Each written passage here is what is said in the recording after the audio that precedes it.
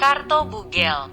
Seorang wakil ketua DPR tertangkap kamera sedang memberikan donasi kepada terduga teroris. Jelas bukan perkara remeh. Dalam spektrum tertentu, itu dapat dimaknai sebagai sebuah skandal. Dalam tangkapan foto itu, Fadlizon secara simbolik terlihat memberikan bantuan kepada Lembaga Hilal Ahmar Sayeti Indonesia (HASI) dan diterima oleh Angga Dimas Persada. Menjadi masalah adalah, baik person yang menerima maupun organisasi penerima dana, keduanya terkait dengan kejahatan terorisme. Ini jelas bukan hal sepele. Saat itu, Fadli adalah wakil ketua DPR RI. Dia salah satu top level pejabat tinggi di Republik Indonesia. Dia berkilah bahwa perannya dalam peristiwa itu hanya berdiri pada sisi sebagai atas nama. Itu bukan duit dari kantongnya sendiri. Itu hanya simbolik. Konon, sumbangan itu adalah hasil dari usaha masyarakat menggalang dana untuk rumah sakit darurat, makanan, serta pakaian bagi pengungsi korban perang. Karena dana dikumpulkan dari masyarakat Indonesia, mereka kemudian meminta saya dan saudara Fahri Hamzah sebagai representasi pimpinan wakil rakyat untuk secara simbolik menyerahkan bantuan kemanusiaan tersebut pada FIPS. Penyerahan bantuan simbolik ini diabadikan oleh para wartawan yang hadir, kata Fadli.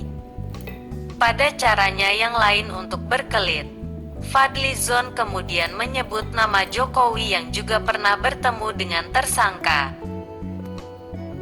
SBG Informasi. Pada tanggal 29 Juni tahun 2020, Farid Ogbah pernah diterima Presiden Joko Widodo di Istana. Pada tanggal 16 November tahun 2021, Farid Ogbah ditangkap oleh Densus 88 sebagai terduga terorisme.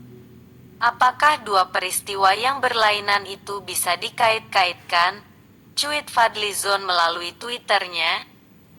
Sepertinya, Fadli tak mampu membedakan foto bersama dalam makna alamiah ketika seseorang bertemu dengan pejabat tinggi misalnya, dengan foto dalam rangka simbolik untuk tujuan dokumentasi.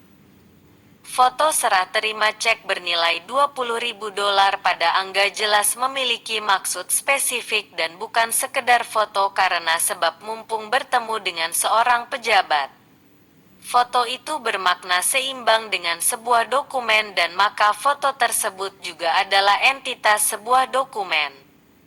Dokumen tambahan atau dokumen pendukung bagi sebuah laporan. Dalam fungsinya kelak, foto itu memang tak bisa dipisahkan dari laporan utama sebagai bukti tambahan bahwa secara simbolik sumbangan telah dipindah tangankan.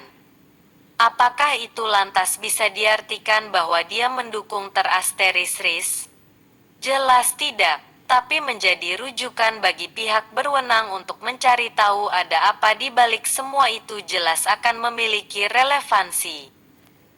Dan akibat dari kelalaiannya, itu dapat membuat nama Indonesia buruk di mata internasional. Diidentikan sebagai negara pendukung terorisme misalnya. Itu tentu predikat tak baik bagi negara ini.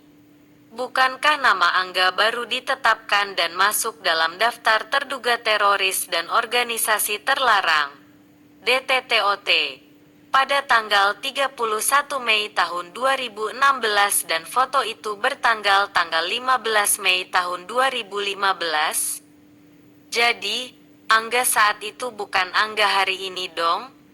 Bila merujuk pada surat dengan nomor PA1/2040, Si 2015 tanggal 30 November tahun 2015 dan surat nomor P2A 931, V, 2016 tanggal 31 Mei tahun 2016. Nama Angga memang baru ditetapkan masuk dalam list pada tanggal tersebut. Namun ketika merujuk pada resolusi PBB nomor 1822 tahun 2008 sesuai dengan paragraf 13 terkait ISIS dan Al-Qaeda, nama Angga justru sudah dilisting oleh lembaga itu sejak 13 Maret 2015. Itu dikaitkan afiliasi Angga dengan Al-Qaeda maupun Jamaah Islamiyah yang lebih dulu sudah ditetapkan sebagai organisasi teroris. Masing-masing untuk Al-Qaeda sejak 6 Oktober 2001 dan Jamaah Islamiyah pada 25 Oktober 2002. Bersamaan waktu dengan nama Angga Dimas Persada di listing yakni tanggal 13 Maret 2015